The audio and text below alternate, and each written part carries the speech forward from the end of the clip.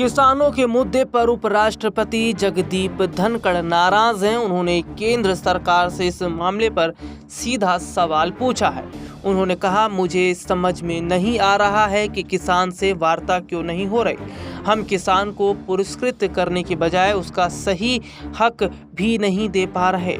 उपराष्ट्रपति जगदीप धनखड़ ने कहा, कृषि मंत्री जी, एक एक पल आपका भारी है। मेरा आपसे आग्रह है कि कृपया करके मुझे बताइए कि क्या किसान से वादा किया गया था, किया गया वादा क्यों नहीं निभाया गया, वादा निभाने के लिए हम क्या कर रहे हैं।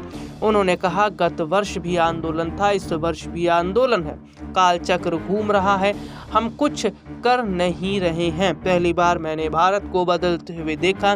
पहली बार मैं महसूस कर रहा हूं कि विकसित भारत हमारा सपना नहीं, लक्ष्य है। दुनिया में भारत कभी इतनी बुलंदी पर नहीं था।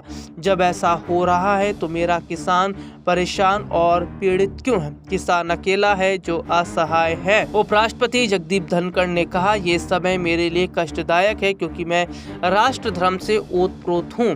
पहली बार मैंने भारत को बदलते हुए देखा है। पहली बार मैं महसूस कर रहा हूँ कि विकसित भारत हमारा सपना नहीं, लक्ष्य है। दुनिया में भारत कभी इतनी बुलंदी पर नहीं था। दुनिया में हमारी साख पहले कभी इतनी नहीं थी। भारत का पीएम आज विश्व के शीर्ष नेताओं में गिना जाता है।